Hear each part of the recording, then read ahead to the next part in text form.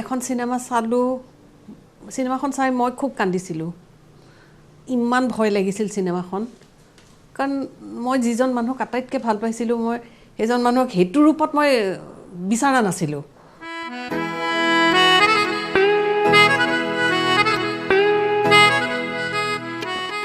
নতুনকৈ চাইছোঁ তাত মিউজিকে চাম নে অভিনয়ে চাম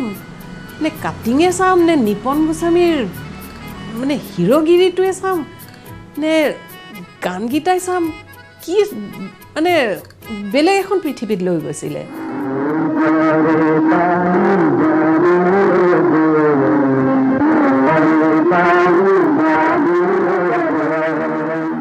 1935 চনৰ পৰা অসমত সিনেমাৰ ইতিহাস আৰম্ভ হয় জ্যোতিপ্ৰসাদ আগৰৱালাদেৱৰ জয়মতীৰ যোগেদি 1935 চনৰ পৰা 1969 চনলৈ এই 35 বছৰত 38খন সিনেমাই মুক্তি লাভ কৰিছিল পৰিতাপৰ কথা এই 38খন সিনেমাৰ ভিতৰত 1948 চনত মুক্তি লাভ কৰা ফণী শৰ্মা বিষ্ণুপ্ৰসাদ ৰাভা পৰিচালিত সিৰাজেহে মূলধন ঘূৰাই আনিবলৈ সক্ষম হৈছিল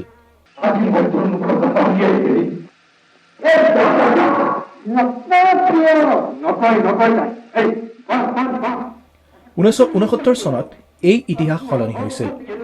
অসমীয়া সিনেমায়ো যে ব্যৱসায় কৰিব পাৰে লাভ অৰ্জন কৰিব পাৰে সেই কথা প্ৰমাণ কৰিছিল ব্ৰজেন বৰুৱাদেৱে হিলদোল ভাঙি দৰ্শক আহিছিল সিনেমা গৃহলৈ অন্যান্য প্ৰযোজকে সাহস পাইছিল সিনেমাত বিনিয়োগ কৰিবলৈ জন্মলগ্নৰে পৰা অসমৰ সিনেমাই কাৰিকৰী সুবিধা আৰু দৰ্শকৰ অভাৱ বাৰুকৈ অনুভৱ কৰিছিল জয়মতীৰ নিৰ্মাণত খৰচ হৈছিল প্ৰায় 50,000 টকা ইয়াৰে মাত্ৰ 20,000 মানুহে উভতি আহিছিল এই নিৰাশাজনক পৰিৱেশত অসমীয়া সিনেমা জগতলৈ নতুন সপোন লৈ প্ৰৱেশ কৰিছিল দুজন ভাতৃয়ে অসমৰ কাপুৰ পৰিয়াল হিচাপে খ্যাত বৰুৱা পৰিয়ালৰ নিপ বৰুৱা আৰু ব্ৰজেন বৰুৱা আগতে যিটো বৰুৱা ফেমিলি যিবিলাক চিনেমা বনাইছিল ৰাজ কাপুৰ অফ আছাম বুলি নামেই দিছিল আমি ৰাজ কাপুৰ ফেমিলি কাৰণ তাতে সেই ৰমেনদাই মিউজিক কৰে ৰমেনদাতো ধুনীয়া সুৰ কৰে দীপেন বৰুৱা গোৱাই কিছুমান চিনেমা ব্ৰজেন বৰুৱাৰ আছিলে বিলাতৰ পৰা ঘূৰি আহিলে মানুহৰ দৃষ্টিভংগী বহল হয় বুলি জানো মাহঁতক কি কথা লগাইছে তেওঁলোকে আৰম্ভ কৰিলে পৰিয়াল কেন্দ্ৰিক কাহিনী থিয়েট্ৰিকেল অভিনয় আৰু সংগীত প্ৰধান লঘু বিনোদন ধৰ্মী চিনেমাৰ তাৰেই ফলশ্ৰুতিত 1969 চনত নিৰ্মাণ হ'ল ডক্টৰ বেজবৰুৱা আৰু অসমৰ চিনেমা জগতত সৃষ্টি হ'ল এক নতুন ইতিহাসৰ ডক্টৰ আপোনাৰ ক্লিনিক দেখিছো সময়তকৈ বহু আগতেই সম্পূৰ্ণ হ'ব ঠাইডোখৰ খুব ধুনীয়া নহয়নে ডক্টৰ শুনিছে আপোনাৰ ক্লিনিকৰ লগত এটা ৰিচাৰ্চ লেবৰেটৰী সাজিব হয়নে ৱেল মিছেছ দুৱাৰা তেনেকুৱা প্লেন এটা অৱশ্যে মোৰ আছে 1969 চনত ডক্টৰ বেজবৰুৱা নিৰ্মিত আৰু মুক্তিপ্ৰাপ্ত ছবি তাৰ আগলৈকে ব্ৰজেন বৰুৱাই নিজেও চিনেমা নিৰ্মাণত কিছু অভিজ্ঞতা সঞ্চয় কৰিছিল আৰু ইতিমধ্যে অসমীয়া চলচ্চিত্ৰই ভূপেন হাজৰিকা ফণী শৰ্মা নিপ বৰুৱা ইত্যাদিৰ হাতেৰে এটা শক্তিশালী এটা ধাৰা এটাৰ ৰূপ ল'বলৈ আগবাঢ়ি গৈছিল কিন্তু নিজে স্বাৱলম্বী হোৱা নাছিল অসমীয়া চলচ্চিত্ৰ সেই সময়লৈকে গতিকে প্ৰথমবাৰৰ কাৰণে ব্ৰজেন বৰুৱাৰ এই ছবিখনে ব্যৱসায়িক দিশত মানুহক আকৰ্ষণৰ ক্ষেত্ৰত এটা অভিনৱ সঁহাৰি লাভ কৰিলে অভিনৱ সাফল্য লাভ কৰিলে গতিকে তাৰ কাৰণটো হ'ল কি ছবিখনৰ গাঁথনি আৰু তাৰ মূলতঃ তাৰ কাহিনীগত যিটো আকৰ্ষণ ডক্টৰ বেজবৰুৱা ভৱিষ্যতে যদি কোনোবা ছোৱালীক অভদ্ৰ ব্যৱহাৰ কৰা বুলি শুনো তেন্তে সেইদিনা যদি তোমাৰ এই ফ্ৰেঞ্চ কাৰ্ড দাঢ়ি উঘালিব নোৱাৰো মোৰ নাম প্ৰদীপ দুৱৰা একজেক্টলি এই থলুৱা সম্পূৰ্ণ অনভিজ্ঞ বুলিয়েই কৈছোঁ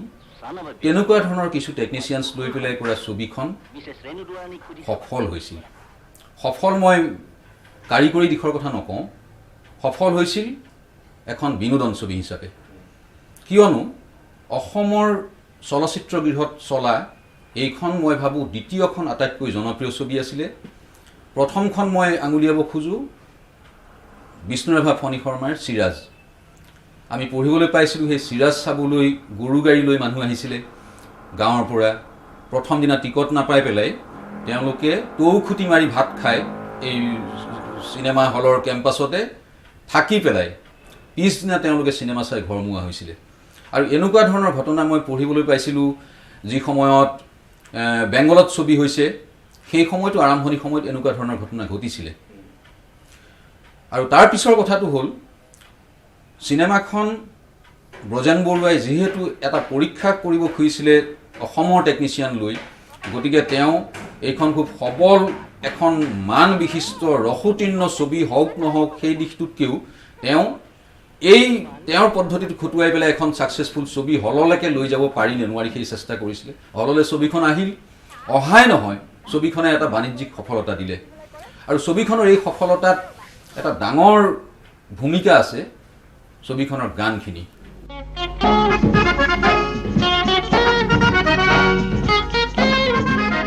ইয়াৰ প্ৰতিটো গান জনপ্ৰিয় হৈছিলে এতিয়াও আমি বহুত ব্লকবাষ্টাৰ হিন্দী ছবি চাবলৈ পাওঁ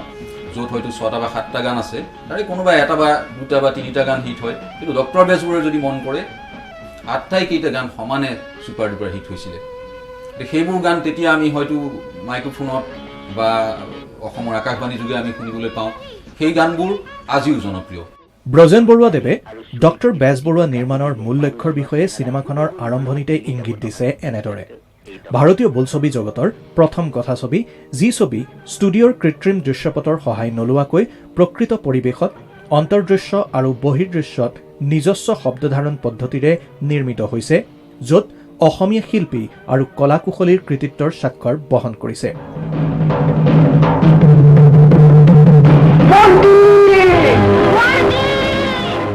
অৰ্থাৎ প্ৰকৃত অৰ্থত অসমীয়া চিনেমাই কলকাতাৰ ষ্টুডিঅ'ৰ কবলৰ পৰা মুক্তি লাভ কৰিলে এই ক্ষেত্ৰত ব্ৰজেন বৰুৱাদেৱে যি সাহসৰ পৰিচয় দিলে সি শলাগিবলগীয়া অসমত স্থানীয় কলাকুশলীৰ সৃষ্টিৰ এই প্ৰয়াসে অসমৰ চিনেমাক আত্মনিৰ্ভৰশীল কৰি তুলিলে অসমীয়া চলচ্চিত্ৰৰ নিৰ্মাণ ষ্টুডিঅ' ফ্ল'ৰত হৈছিল প্ৰধানকৈ টালিগঞ্জত হৈছিল গতিকে এই ছবিখনেৰে প্ৰথমবাৰৰ কাৰণে অসমীয়া চলচ্চিত্ৰক টালিগঞ্জৰ ষ্টুডিঅ' ফ্ল'ৰৰ পৰা মুক্তি দিয়াৰ ক্ষেত্ৰত অসমীয়া চলচ্চিত্ৰই এটা নতুন এটা ধাৰাৰ সূচনা কৰিলে বুলি ক'ব পাৰি মানুহৰ ঘৰত ছবিখনৰ শ্বুটিং হৈছিল আৰু সেই হিচাপে ছবিখনৰ কাৰিকৰী দিশটো উন্নত হোৱা বুলিয়েই ক'ব লাগিব আৰু সেইটো আচলতে এটা সাহসিক পৰীক্ষামূলক প্ৰচেষ্টা আছিল ব্ৰজেন বৰুৱাৰ ক্ষেত্ৰত তেওঁ যে সেইখিনি সাহস কৰিলে সেইটোৱে আচলতে অসমীয়া চলচ্চিত্ৰক এটা নতুন গতি দিবলৈ সমৰ্থ হৈছিল সেই সময়ত আৰু স্থানীয়ভাৱে কলাকুশলীসকলৰ তেওঁলোকে তাত ছবিখনত জড়িত কৰাইছিল গতিকে স্থানীয় ছবি উদ্যোগৰ কাৰণে সি এটা নতুন বাৰ্তা বহন কৰিছিল মাতৃ আজি 24 বছৰে দীপ মইনাক চকুৰ আগত পায়ো দেখা পোৱা নাই যিগৰাকী মানুহে আজি নিজ পুত্ৰৰ ঘৰত ললিত দুৱাৰৰ ঘৰত That was the first movie in Assam যিখন ছবিত থলুৱা ল'ৰা ছোৱালীৰে টেকনিচিয়ান লৈ পেলাই কাম কৰিছে কেমেৰামেন অসমৰ আৰু মানুহৰ ঘৰত ড্ৰয়িং ৰুমত বহি পেলাই শ্বুটিং কৰিছে গতিকে সেইটো প্ৰথম ব্ৰজে দেখুৱাই দিলে যে অসমতো কলিকতা বম্বেলৈ নোযোৱাকৈ ইয়াত শ্বুটিং কৰিব পাৰে সেইটো দেখুৱাই দিয়াৰ পাছত তাৰ পাছৰ পৰা কিন্তু অসমীয়া মানুহখিনি অসমীয়া ছবি ইয়াতে কৰিবলৈ আৰম্ভ কৰে আজি যিটো অৱস্থা তোমালোকে দেখিছা সেইটো ডক্টৰ বেজবৰুৱা ব্ৰজেন দাৰ কাৰণে হৈছে গতিকে ব্ৰজেন দাক মানে তেখেতৰ আত্মাই শান্তিত থাকক ধন্যবাদ জনাইছোঁ সেইখিনি আমাক দান দি যোৱাৰ কাৰণে গতিকে সেইকাৰণে আমি চিৰকৃতজ্ঞ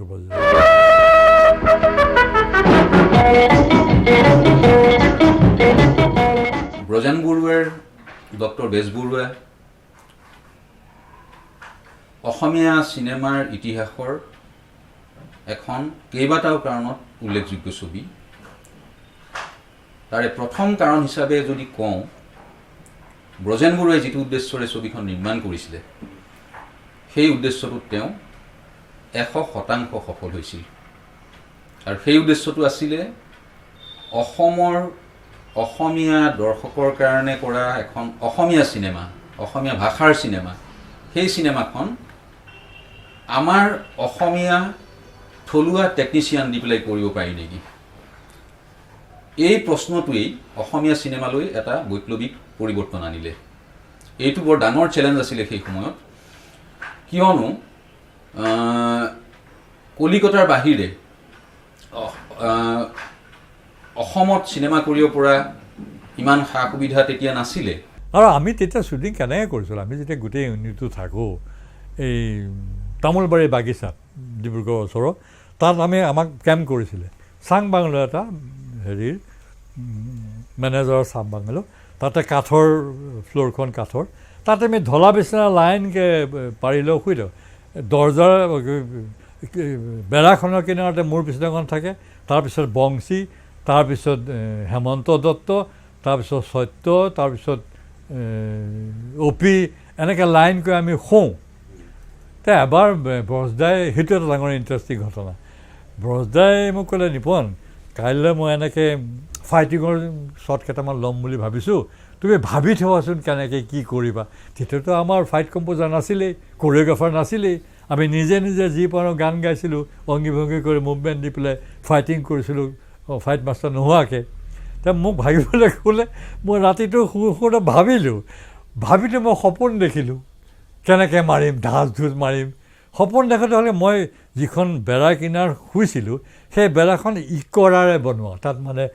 মাটি লেপি পেলাই চূণ লগাই তেতিয়া ইকৰাৰ বেৰহে আছিলে সেই সময়ত তে ঠাণ্ডাকালি আছিলে লেপ টেপ লৈ শুওঁ বেৰা কিনাৰতে মই সপোনত যে ঘোচা মাৰিলোঁ মই লেপৰ সৈতে দিলোঁ মাৰি বেৰাত ঘোচা বেৰা ফুটি গ'ল ইফালে বংশীয়ে ধাপ ধুপকৈ উঠি বিৰাট ভয় খাইছে মই বংশীয়ে ভাবিলে মোকো মাৰিব নেকি এতিয়া গাৰু যিমান প্ৰত্যেকৰে গাৰু এটা মাজত এখন ৱাল দিলে গাৰুৰ ৱাল বংশীয়ে এইফালে গাৰুৰ ফালে ৱালৰ এইফালে মই তেনেকৈ আমি শ্বুটিং কৰিছিলোঁ একদম ঘৰুৱা পৰিৱেশ নিজৰে মানে এটা পৰিয়াল থকা দি আমি আছিলোঁ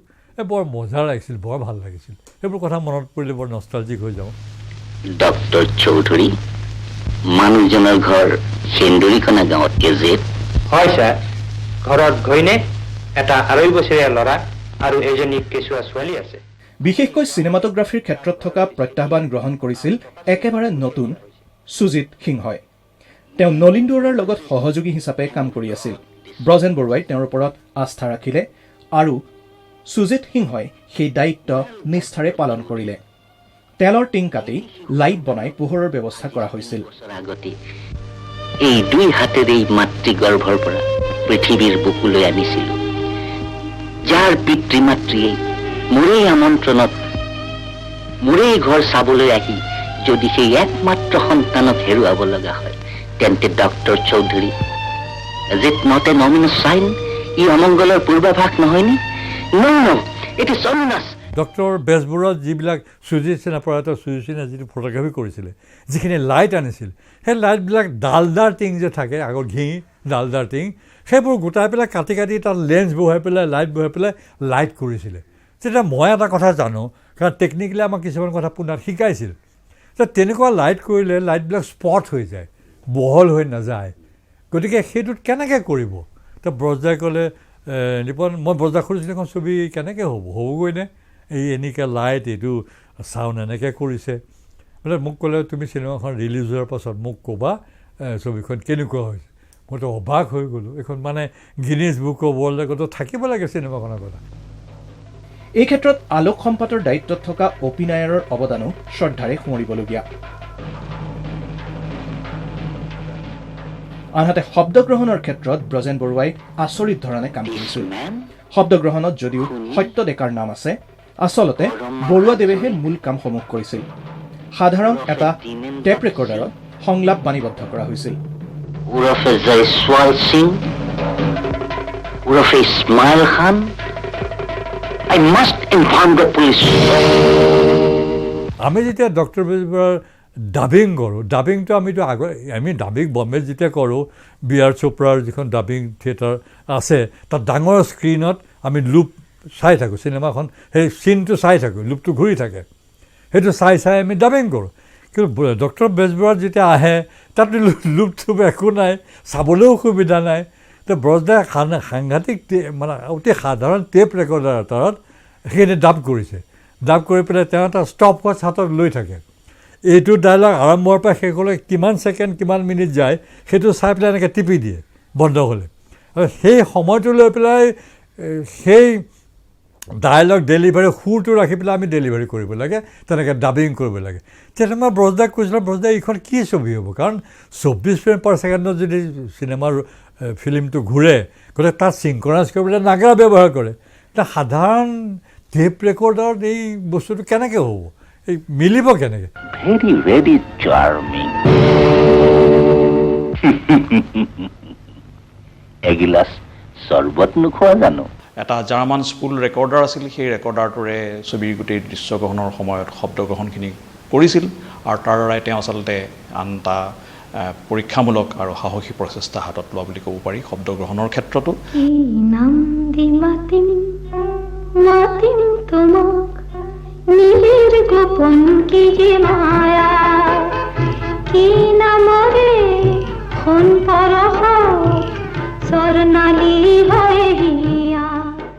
কেৱল কাৰিকৰী ক্ষেত্ৰতে নহয়, ডক্টৰ বেজবৰুৱাত বহু নতুন প্ৰতিভাক কাম কৰিবলৈ সুবিধা দিয়া হৈছিল। এই ক্ষেত্ৰত সংগীতৰ কথা বিশেষভাৱে উল্লেখ কৰিব লাগিব। বৰুৱাদেৱ নিজেই এজন সংগীত পৰিচালক আৰু গায়ক আছিল। 1955 চনত নিৰ্মিত নিপ বৰুৱা পৰিচালিত চিনেমা স্মৃতিৰ পৰশত তেখেতে প্ৰথম সংগীত পৰিচালনা কৰিছিল। ইয়াৰ পাছত মাক আৰু মৰম, ভক্ত প্ৰহ্লাদ, আমাৰ ঘৰ, যুটীয়াভাৱে লাচিত বৰফুকন আৰু নৰকাসুৰৰ সংগীত পৰিচালনা কৰিছিল তেখেতে। লগতে নিজৰ প্ৰথম চিনেমা ইটো সিটো বহুতোৰো সংগীত আছিল তেওঁৰ। আনহাতে ভক্ত প্ৰহ্লাদৰ পৰা তেখেতে নিজেও গীত গাবলৈ আৰম্ভ কৰিছিল। ব্ৰজেন দা আচলতে মূলতঃ সংগীতৰহে মানুহ, পৰিচালক পিছতহে হৈছে। তেখেত ছবি পৰিচালক পিছত হৈছে, প্ৰথমতে সংগীত পৰিচালক আছিলে। নিপদাই বাঁহী বজাইছিল, ব্ৰজেন দাৰ অৰ্কেষ্ট্ৰাত নিপদাই বাঁহী বজায়, দিবন দাই তবলা বজায়, মই কণ্ঠ দিওঁ আৰু ব্ৰজেন দাটো থাকেই। গতিকে গীত এটা সুৰৰ ক্ষেত্ৰত কিন্তু মোক কোনোদিনেই হেৰি কৰা নাই যে এইখিনি বেয়া হৈছে সলাই দে, এইখিনি অমুক। কেতিয়াবা হয়তো কয় এই শব্দ দুটা হেৰি এই শাৰী কথা অকণমান সলনি কৰি আনচোন কেশৱ মহন্ত তালৈ গৈ বা নিৰ্মল প্ৰভা বৰদলৈ তালৈ গৈ, সেইখিনি হয়তো কয় যে ছবিৰ লগত এই কথাখিনি খাপ নাখায়। কিন্তু সুৰৰ ক্ষেত্ৰত মোক কোনোদিন, মই যিমান ছবি কৰিছোঁ, আমাৰ ঘৰৰ ছবি হওক বা বাহিৰৰ পৰিচালকৰো ছবি কৰিছোঁ মই দুই এটা, কেতিয়াও কিন্তু মই এইটো হেৰি হোৱা নাই, তেনেকুৱা অসুবিধাত পৰা নাই। মই যি কৰিছোঁ তেখেতসকলে মানি লৈছে।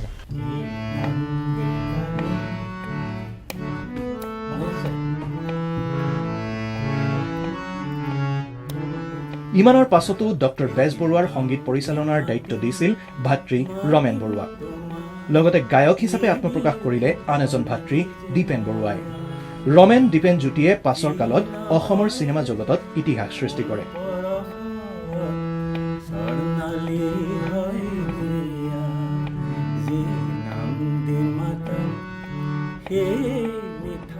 ছবিখনৰ যিবিলাক গীত আছিল সেইবোৰ আচলতে অসমীয়া আধুনিক গীতৰ ক্ষেত্ৰত চিৰসেউজ, কেতিয়াও নজহা নপমা গীত বুলি আমি ক'ব পাৰোঁ। কি নাম দি মাতিম তোমাক, ফুল ফুল ফুল ফুলিলে পাহি, জিলিকা জিলিকি তৰা কাষৰে, এই গীতবোৰ আচলতে সদায়ে থাকি যাব কিজানি। এতিয়াও সেইবোৰ শুনিলে মন ভাল লাগি যায়, নতুন প্ৰজন্ম পুৰণি প্ৰজন্ম সকলোৰে কাৰণে।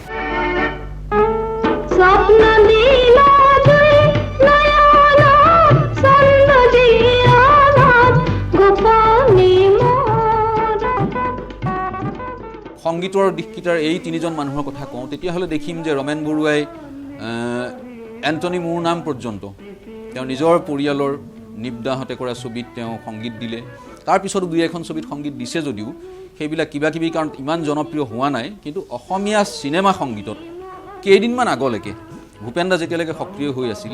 তাৰ কেইদিনমান আগলৈকে সংখ্যাগত দিশৰ পৰাও তুংগত আছিলে ৰমেন বৰুৱা, আটাইতকৈ সৰ্বাধিক সংখ্যক অসমীয়া চিনেমাৰ সংগীতকাৰ হিচাপে। আৰু ছাকচেছৰ কথা ক'বই নালাগে, ফিল্ম মিউজিকত এই যিটো জুতি ৰমেন বৰুৱা দীপেন বৰুৱা জুতি, এই জুতিটো অতি বেছি সফল অসমীয়া চিনেমাৰ সংগীতৰ ক্ষেত্ৰত।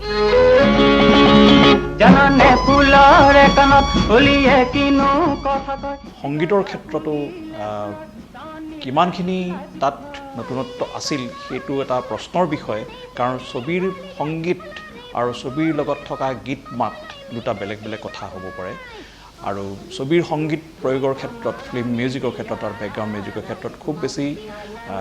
নতুনত্ববাহী প্ৰচেষ্টা ছবিখনত নাছিল, কিন্তু তাত যিবিলাক গীত মাত আছিল সেইখিনি খুব মানুহৰ মন আকৰ্ষণ কৰিব পৰা, মানুহৰ মন চুই যোৱা ধৰণৰ আছিল। সেইবোৰ আজিও জনপ্ৰিয় হৈ আছে।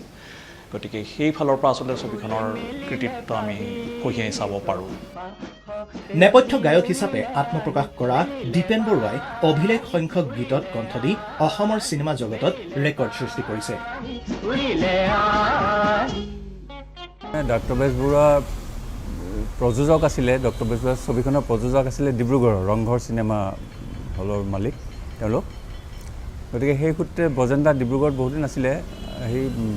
আৰু সংগীত পৰিচালনাৰ দায়িত্ব দিছিলে ৰমেন দাক মোৰ দাদা ৰমেন দাই গীতবোৰ সাজু কৰি ৰাখিছে বজেন দা ডিব্ৰুগড়ৰ পৰা আহিলে আহি পেলাই ৰমেন দাক সুধিলে গীতবোৰ ৰেডি হৈছে নেকি এইবোৰ কথা শুনি থাকোঁ বেঞ্চত বহি পেলাই কথা পাতেতো চব ভাই ককাবিলাক আমি আৰু বহি থাকোঁ তাহাঁতে কথা পাতিলে ময়ো এনেই বহি থাকোঁ কেতিয়াবা খেলা ধূলা নাথাকিলে বা ক'ৰবাত নগ'লে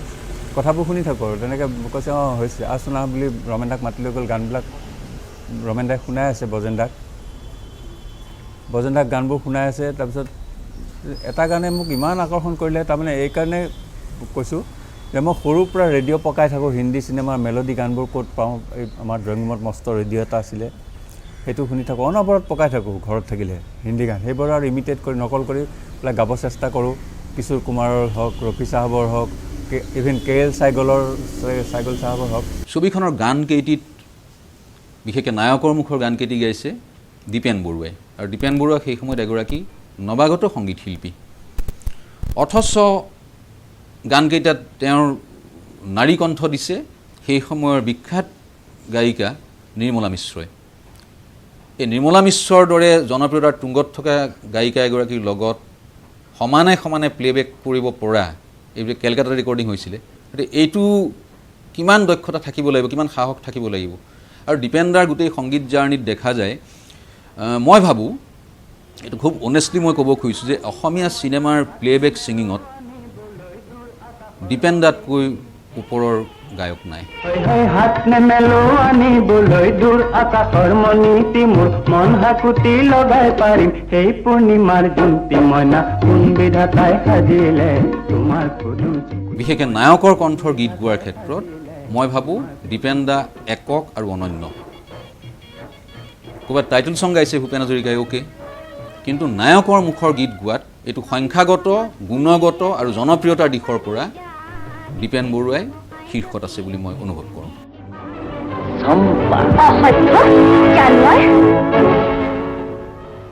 ভাৰতীয় গণনাট্য সংঘৰ লগত ঘনিষ্ঠ সম্পৰ্ক ৰখা অসমৰ প্ৰথমটো অৰ্কেষ্ট্ৰা দল গঠন কৰা ব্ৰজেন বৰুৱাদেৱৰ নতুনৰ ওপৰত আছিল অগাধ বিশ্বাস ন প্ৰতিভা বিচাৰি উলিওৱাত সিদ্ধহস্ত আছিল তেওঁ ফুল ফুল ফুল ফুলি মেলিলে পাহি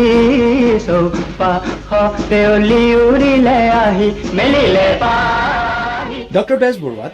গীতিকাৰ হিচাপে বিচাৰি উলিয়ালে নাজিৰাৰ যুৱতী এলি আহমেদক গান লিখিছিলোঁ কিন্তু সেই গান যে লিখোঁ সেই কথাষাৰ বজেন দাই কেনেকৈ জানিছিলে মই ক'ব নোৱাৰোঁ এদিন হঠাতে বাটত লগ পাই বজেন দাই মোক ক'লে যে মোৰ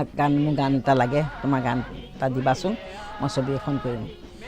গানটো সুৰটোতে গুণগুণাই দিলে মই সেই গুণগুণনিটো লৈ আহি মই ঘৰলৈ আহিলোঁ ঘৰ মানে এটা মই ভাড়া ঘৰত আছিলোঁ মোৰ লগত আছিলে মোৰ ডাঙৰ ভাইটি হাইদৰ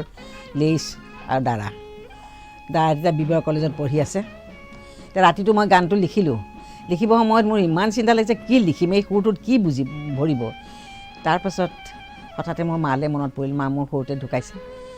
মাৰ নাম আছিলে ফুল মই ফুল ফুল বুলি আৰম্ভ কৰিলোঁ আৰু কৰি মই ৰাতিপুৱা লিখি থ'লোঁ ৰাতি ঠিক সময়ত বজেন দা আহিলে আহি পেলাই অকণমান 5 মিনিটমানৰ আগতে আহি পেলাই বাৰান্দাত থিয় আহিছে মই বোলো আহক ৰ'বা সময় হোৱা নাই 5 মিনিট মই এডভান্স আহিছোঁ এনেকৈ তাৰপৰা আহিলে আহি সোমালে গানটো লৈ পেলাই গুচি গ'ল খুব ভাল পালে মোক পিঠিত থুপৰিয়ালে তাৰপাছত কাগজত বাহিৰৰ কাগজত ওলালে বাতৰিটোত মোৰ নামটো নাই বজেন দাই ক'লে যে চোৱা তোমাৰ নামটো নাই তোমাৰ গানটো হোৱা নাই তাৰ আগতে বজেন দাই মোক মাতি লৈ গ'ল মই দাৰা গ'লোঁ বজেন দাৰ ঘৰলৈ তেতিয়া দীপেন এজন খেলুৱৈ বুলি মই জানিছিলোঁ দীপেনক মাতি আনিলে ৰমেন বৰুৱাই সুৰ দিলে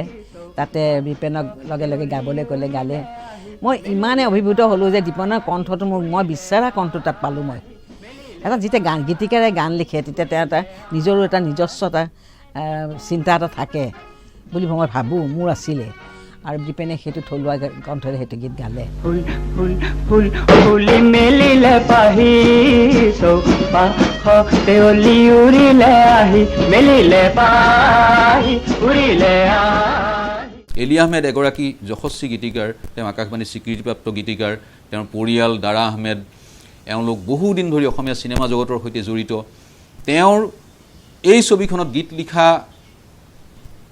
এটা মাত্ৰ গীত লিখিছে আৰু এই গীতটো ইমান ধৰণৰ চেলেঞ্জ লৈ পেলাই কৰা ছবিখনত ইনক্লুড কৰিছে নিশ্চয় গীতটোত কিবা এটা মাদকতা আছিলে আৰু সেই গীতটো আজিলৈকে জনপ্ৰিয় হৈ আছে মইনা কোন বিধাতাই সাজিলে তোমাৰ পদুম চকুতি চমক নীলা বিজুলীৰে গোলাপ কোমল পাহিতি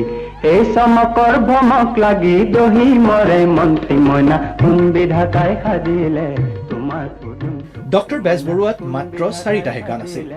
4টা গানেই আজিও জনপ্ৰিয় চিনেমাখনৰ তোমাৰ পদুম চকুতি শীৰ্ষক গীতটো ৰচনা কৰিছিল বৰুৱাদেৱে নিজে মন কৰিবলগীয়া যে চিনেমাখনৰ টাইটেল কাৰ্ডত তেখেতে গীতিকাৰ হিচাপে নিজৰ নাম দিয়া নাছিল ব্ৰজেন বৰুৱা তেওঁ যিটো ইণ্টেলেকচুৱেল লেভেল সেই লেভেলত তেওঁৰ যিসকল সতীৰ্থ বন্ধু আছিলে তেওঁলোক ভাল কবি ভাল সমালোচক ভাল গীতিকাৰ আছিলে আৰু তেওঁ নিজেও তেওঁৰ এটা IPTA বেকগ্ৰাউণ্ড আছিলে সেইফালৰ পৰা তেওঁ সংগীতৰ ক্ষেত্ৰত বা সাহিত্যৰ ক্ষেত্ৰত তেওঁ এগৰাকী ৰসজ্ঞ লোক আছিলে এই ছবিখনত বা আন ছবিটো মই দেখিছোঁ কিছুমান বিশেষ গীত আছে যিবিলাক গীত তেওঁ হয়তো আন গীতিকাৰক লৈ লিখাব পাৰিলেহেঁতেন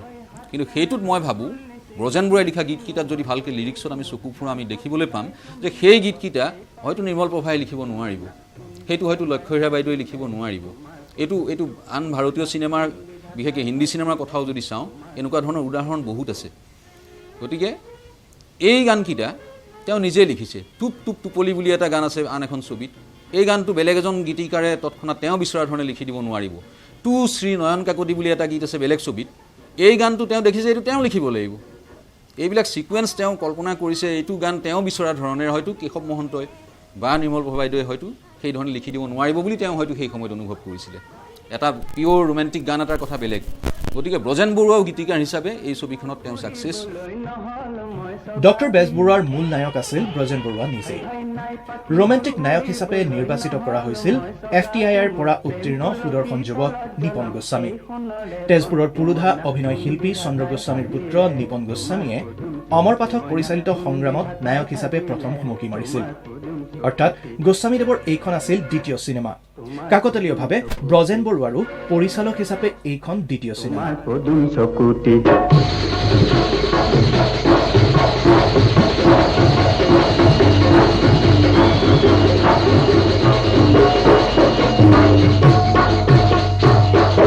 সাংঘাতিক তেখেতে ইমান সূক্ষ্মতাৰে কামবিলাক কৰে নহয় আৰু অভিনয়ৰ প্ৰতি প্ৰচণ্ড জ্ঞান আছিলে বহুত শিকিলোঁ ব্ৰজদাৰ পৰা বহুতখিনি শিকালে থ্ৰয়িং শিকালে কেনেকৈ কি কৰিলে বহুতখিনি শিকিলোঁ সেইখিনি মই কেতিয়াও নাপাহৰোঁ ব্ৰজদাৰ সেই গুণটো সাংঘাতিক আৰু ডাইৰেকশ্যনত ইমান সহজভাৱে বুজাই দিয়ে গতিকে প্ৰব্লেমেই নহয় একো প্ৰব্লেম নহয় নতুন আৰ্টিষ্টবিলাকক আমিও নতুনে আছিলোঁ দিয়াচোন মই ট্ৰেইনিং এটা লৈ আছিলোঁ কাৰণে মোৰ ইমান অসুবিধা হোৱা নাছিল কিন্তু বাকী যিবিলাক নতুন আছে আৰ্টিষ্ট আছিলে তেওঁলোকে ইমান সুন্দৰকৈ বুজাই দিয়ে গতিকে কোনো প্ৰব্লেমে কোনো অসুবিধাই হোৱা নাছিলে গতিকে সেইটো সাংঘাতিক ব্ৰজদাৰ গুণ আৰু ব্ৰজদাৰ ৰিডিমিক চেঞ্চটো সাংঘাতিক ভাল এটা ডায়লগত এটা ৰিডিম থাকে সেই ৰিডিমিক চেঞ্চটো সাংঘাতিক ভাল কি হৈছে আপোনালোকৰ কিবা প্ৰদীপৰ নাম কোৱা যেন শুনিছিলোঁ নকয় কেলে কি হৈছে ভয় নাই মেডাম প্ৰদীপ বৰ্তমান তাৰ বন্ধু মৃগেন দত্তৰ ঘৰত বহি আড্ডা দি আছে কোন মৃগেন সি যে গাঁৱলীয়া মাষ্টৰ সি ডিব্ৰুগড়লৈ আহিছে নেকি একজেক্টলি লগতে ধুনীয়া ভনীয়েকজনীও আছে হয়তো ইমান পৰে প্ৰদীপে গাড়ীৰে ফুৰাবলৈ নিছে অভিনয় ক্ষেত্ৰত মই সমালোচকৰ দৃষ্টিৰে ক'ব খোজোঁ যে সেইখিনি খুব বেছি নতুনত্ববাহী অভিনয়ৰ বা চিনেমেটিক অভিনয়ৰ ক্ষেত্ৰত এটা প্ৰশংসাযোগ্য বা আদৰণীয় প্ৰচেষ্টা নাছিল কাৰণ তাত মেলোড্ৰামাৰ প্ৰভাৱটো বেছি আছিল ক্ৰাইম থ্ৰিলাৰ হিচাপে ছবিখন নিৰ্মিত হৈছিল আৰু তাত মেলোড্ৰামাৰ প্ৰধানকৈ সেইটো সময়ত হিন্দী ছবিৰ যিটো ধাৰা আছিল তাৰ অভিনয় ৰীতি সেই ৰীতিকে অনুকৰণ কৰিছিল কিন্তু তাৰ মাজতে ব্ৰজেন বৰুৱাই দ্বৈত চৰিত্ৰত অভিনয় কৰিছিল ডাবল ৰোল আৰু সেইটো ক্ষেত্ৰত অসমীয়া ছবিৰ ক্ষেত্ৰত সি এটা মাইলৰ খুঁটিয়াৰ প্ৰথম প্ৰচেষ্টা আছিল আৰু ব্ৰজেন বৰুৱাৰ কথাইতো ক'বই লাগিব তেওঁৰ অভিনয়টো এজন পাৰদৰ্শী ব্যক্তি আছিল ছবিৰ পৰিচালনাৰ লগতে তেওঁৰ তাত যিটো দ্বৈত চৰিত্ৰৰ যিটো প্ৰত্যাহ্বান নিজে গ্ৰহণ কৰিছিল সেইটো ক্ষেত্ৰত তেওঁ যথেষ্টখিনি আগবাঢ়ি যোৱা বুলি বা সফল হোৱা বুলি আমি ক'বই লাগিব তোমাৰ খুব আচৰিত লাগিছে নহয় কিন্তু ডক্টৰ বেজবৰুৱাৰ কি লাভ হ'ব বাচ্চা ল'ৰা হৈ আছা ষ্টাৰ ছিষ্টেম যিটো হিৰ' ৱৰশ্বিপ বুলি কয় এই ডক্টৰ বেজবৰুৱাৰ পৰা আৰম্ভ হৈছে মানুহে মোক কি কৰিব ক'লা তেল ল'ব নে চুমাই খাব নে দাঙিয়ে ল'ব মানে অদ্ভুত যোৰহাটত মানে ইমান ঘেৰি ধৰিলে মানে কি কৰিব কি নকৰিব চুই চাব লাগে মানুহৰ আশীৰ্বাদ সাংঘাতিক পাইছোঁ তেনেধৰণৰ ষ্টাৰডম হ'লে যিটো হয় মানে আমাৰো এটা সময়ত আছিলে ডাঙৰ ডাঙৰ আৰ্টিষ্টবিলাকক চাবলৈ মন যায় চুই চাবলৈ মন যায়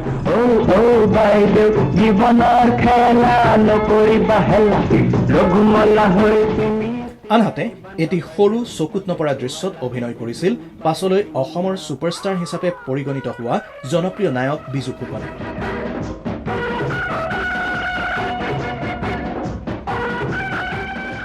ব্ৰজেন বৰুৱাৰ ডক্টৰ বেজবৰুৱাত বিভিন্নজনে আত্মপ্ৰকাশ কৰিছিল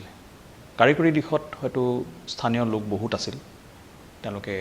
টালিগঞ্জৰ তেওঁলোক নাছিল আৰু তাৰ বাহিৰেও সংগীত পৰিচালনাত ৰমেন বৰুৱা আৰু সংগীতৰ চলচ্চিত্ৰ সংগীতত কণ্ঠদান কৰা শিল্পী হিচাপে দীপেন বৰুৱা আৰু কেমেৰাৰ সন্মুখত অভিনয় কৰা শিল্পী হিচাপে বিজু ফুকনে প্ৰথমবাৰৰ কাৰণে অসমীয়া চলচ্চিত্ৰত কাম কৰাৰ সুযোগ পালে এই ছবিখনৰ জৰিয়তে আৰু তেওঁলোকৰ প্ৰত্যেকৰে অৱদান কিমান সেই কথা অসমীয়া চলচ্চিত্ৰৰ ইতিহাসে সদায় সুঁৱৰি থাকিব কাৰণ তেওঁলোকে যথেষ্ট শক্তিশালী আৰু মূল্যৱান বৰঙণি অসমৰ মূল খুঁটি আৰু সমান্তৰাল ধাৰা দুইটাৰ ক্ষেত্ৰতে দি গৈছে এতিয়াও দি আছে বুলি ক'ব লাগিব ডক্টৰ বেজবৰুৱাৰ কোনো এজন দৰ্শক নোলাব যি সেই ছবিখন চাওঁতে সেই ছবিখনত ড্ৰাম বজাই থকা কোনোবা এজন ল'ৰা পৰৱৰ্তী সময়ৰ অসমীয়া ছবিৰ আটাইতকৈ জনপ্ৰিয় নায়ক হৈ উঠিব আৰু সেইজনেই আছিলে বিজু ফুকন ব্ৰজেন বৰুৱাই ডক্টৰ বেজবৰুৱাত চকামোকাকৈ যিজন ল'ৰাক দেখুৱাইছিল সেই ল'ৰাজনেই ব্ৰজেন বৰুৱাৰ পৰৱৰ্তী চিনেমা বৰুৱাৰ সংসাৰত নায়ক হিচাপে আত্মপ্ৰকাশ কৰিলে thank you mister Duwarah Pradip তোৰ ব্যৱহাৰত মই লাজ পাইছোঁ ডক্টৰ বেজবৰুৱা তাৰ হৈ ময়ে আপোনাক ক্ষমা খুজিছোঁ that's nothing mister Duwarah Brajen বৰুৱাদেৱে নলিন দুৱৰাৰ সহকাৰী সুজিত সিংহক যেনেকৈ চিনেমাটোগ্ৰাফীৰ দায়িত্ব দিছিল ঠিক তেনেকৈ দেৱী হালদাৰৰ সহকাৰী বংশী দাসক দিছিল ৰূপসজ্জাৰ দায়িত্ব শব্দগ্ৰহণত সত্যলেখা আৰু দৃশ্যপট পৰিকল্পনাৰ দায়িত্বত আছিল হেমন্ত দত্ত যিজন পাছলৈ অভিনেতা পৰিচালক গীতিকাৰ তথা নাট্যকাৰ হিচাপে বিখ্যাত হৈ পৰিছিল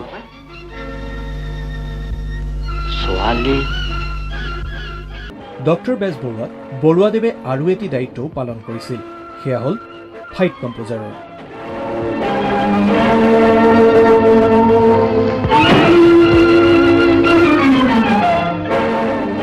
এবাৰ ডক্টৰ বেজবৰুৱাত ব্ৰজদাৰ লগত শ্বুটিং কৰি আছে ব্ৰজদাৰ লগত ফাইটিঙৰ চিন ব্ৰজদাৰ চেম্বাৰৰ ভিতৰত ফাইটিং হয় ফাইটিং কৰি কৰি কৰি আমি চিৰিটোৰ ওচৰ আহিলোঁ চিৰিটোৰ ওচৰত ফাইট কৰি ব্ৰজদাই মোক গোৰ এটা মাৰিব লাগে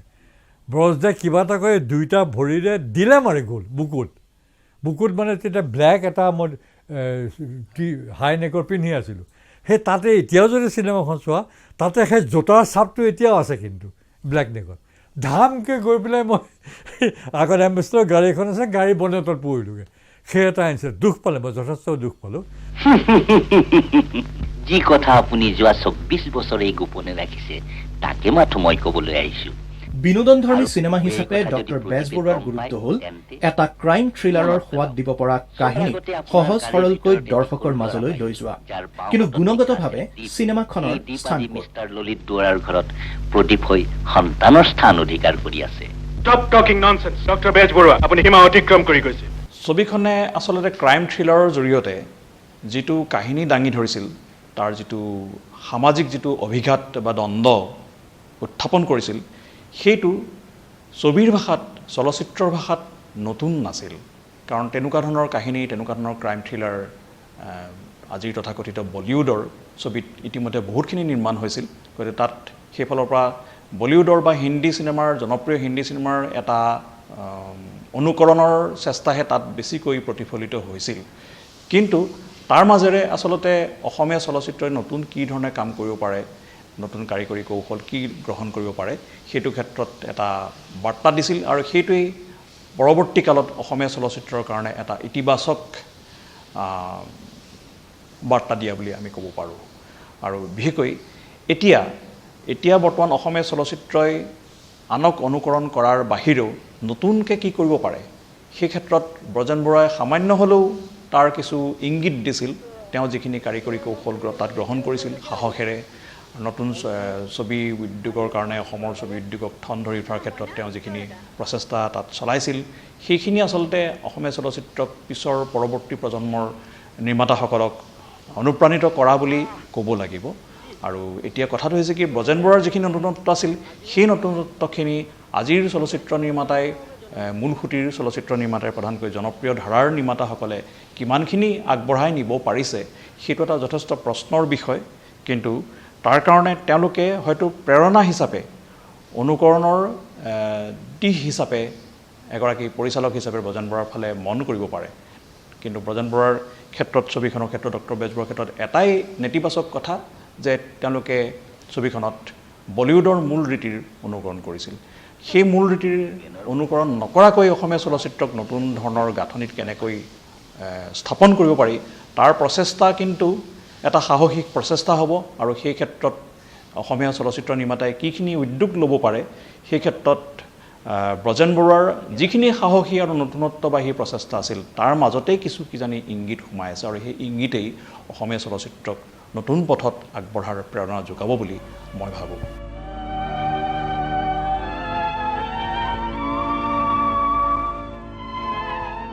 কলকাতাৰ শিৱসাধন ভট্টাচাৰ্যই সম্পাদনা কৰা চিনেমাখনত বৰুৱাদেৱে কিছু নতুন ট্ৰিটমেণ্ট দিবলৈও চেষ্টা কৰিছিল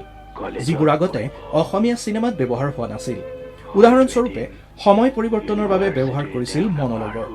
য'ত জিলিকি জিলিকাক গীত গাই যুৱক নিপন গোস্বামীয়ে চিনেমাখনত এণ্ট্ৰি লয় পলকতে লোৱা বুটলি সেই সময়ৰ চিকনি আগফালে মামা জিলিকি জিলিকা তৰা কাষৰে চিটিকি যদিহে কাষৰতে পৰে পলকতে লোৱা বুটলি সেই সময়ৰ চিকনি আগফালে মামা জিলিকি জিলিকা তৰা কাষৰে হা এগৰাকী চিনেমাৰ দৰ্শক হিচাপে যদি আমি অসমীয়া আবেগটো একাষৰীয়া কৰি ব্ৰজেন বৰুৱাৰ ডক্টৰ বেজবৰুৱা ছবিখনৰ চলচ্চিত্ৰ গুণ সম্পৰ্কে ফঁহিয়াবলৈ যাওঁ তেতিয়াহ'লে কোনো ভণ্ডামি নকৰাকৈ আমি এটা কথাই ক'ব লাগিব টেকনিকেলি হওক বা তাৰ কাহিনী হওক বা কাহিনী আগবঢ়াই নিয়া পদ্ধতি হওক সেই একোফালৰ পৰাই খুব ৰসোত্তীৰ্ণ পৰ্যায়লৈ ব্ৰজেন বৰুৱাই ছবিখন লৈ যাব পৰা নাছিল আৰু মই আগতে উল্লেখ কৰিছোঁ যে ব্ৰজেন বৰুৱাৰ উদ্দেশ্যও সেইটো নাছিলে তেওঁ বিচাৰিছিল আমি পৰৰ অধীন হৈ ইমান টকা পইচা খৰচ কৰি কলিকতালৈ অহা যোৱা কৰোঁতে ইমান টকা পইচা খৰচ হয় সেই পইচাখিনি অসমত থাকক অসমৰ টেকনিচিয়ানছে পাওক আৰু যিহেতু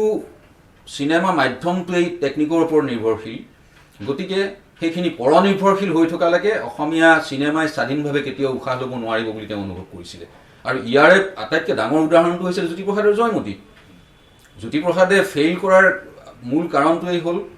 নিজে সেই টেকনিকখিনি আমি নিজৰ উদ্ভাৱন নাছিল কাৰণে আৰু তাৰ বাহিৰে ব্ৰজেন বৰুৱাই নিজেও তেওঁ স্বীকাৰ কৰিছিলে তেওঁৰ এগৰাকী বয়সত নিমিলিলেও এগৰাকী বন্ধু আছিলে অসমৰ বিশিষ্ট সাহিত্যিক সৈয়দ আব্দুল মালিক তেওঁ কথা প্ৰসংগত কৈছিলে যে অসমীয়া দৰ্শকে ডক্টৰ বেজবৰুৱা ইমান কেনেকৈ ছুপাৰ ডুপাৰ হিট কৰিলে সেইটো মোৰ কাৰণে আজিও সাঁথৰ আজিও ৰহস্য তেওঁ নিজেও সেই ছবিখন ইমান মানবিশিষ্ট ছবি বুলি বিশ্বাস কৰা নাছিলে এই বেজবৰুৱা কেৰেক্টাৰটো তেওঁ ছদ্মবেগ ধৰি পেলাই ডিব্ৰুগড়ত লুকাই আছে তাত তেওঁ বছৰৰ পিছত বছৰ ধৰি সোমাই আছে অথচ কোনো চুবুৰীয়াই গম নাপায় এইটো সম্ভৱ হ'ব পাৰে নেকি এই একেটা প্ৰশ্নই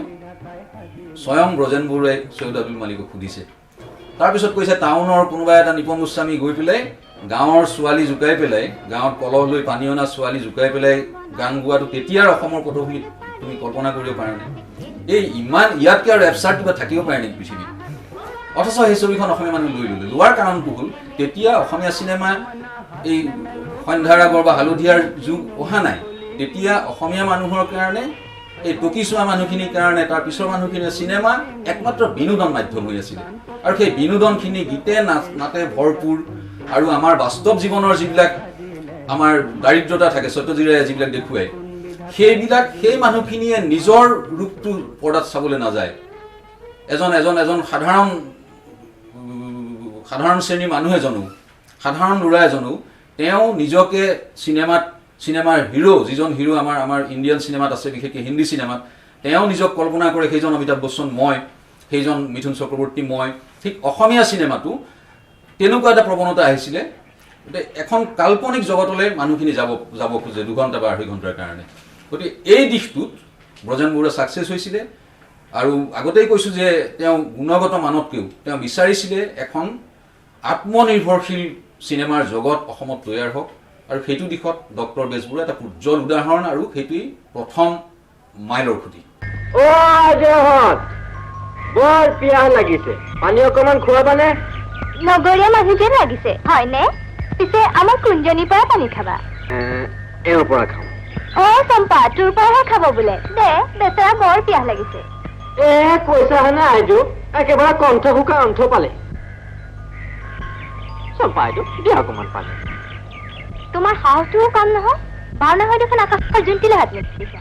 ডক্টৰ বেজবৰুৱাৰ নাৰী চৰিত্ৰসমূহ আছিল অসমীয়া সহজ সৰল নাৰীৰ প্ৰতিভূ মেঘালী দেৱী ৰঞ্জনা বৰদলৈ জুনু বৰুৱা আদিয়ে ৰূপায়ণ কৰা নাৰী চৰিত্ৰসমূহত ফুটি উঠিছে গাঁৱলীয়া মহিলাৰ সহজাত মোহনীয় ৰূপটো বিশেষকৈ নায়িকাগৰাকীৰ চৰিত্ৰত হেৰা নগৰীয়া থৰ লাগিলে দেখোন কি চাইছা চকু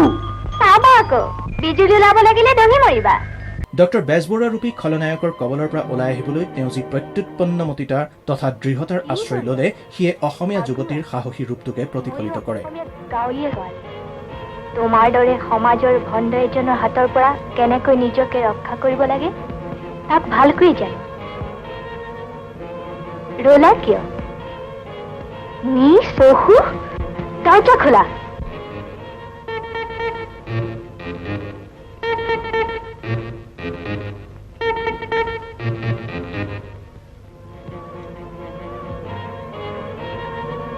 जाने दो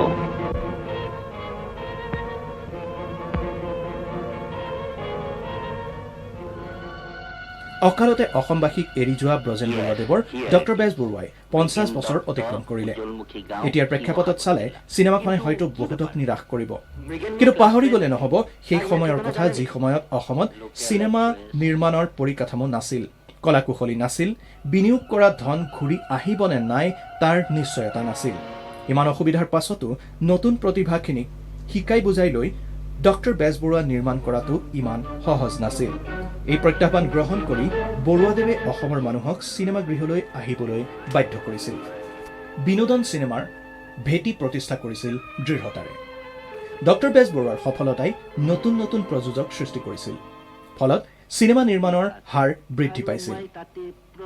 ঠন ধৰি উঠিছিল অসমৰ চিনেমা উদ্যোগে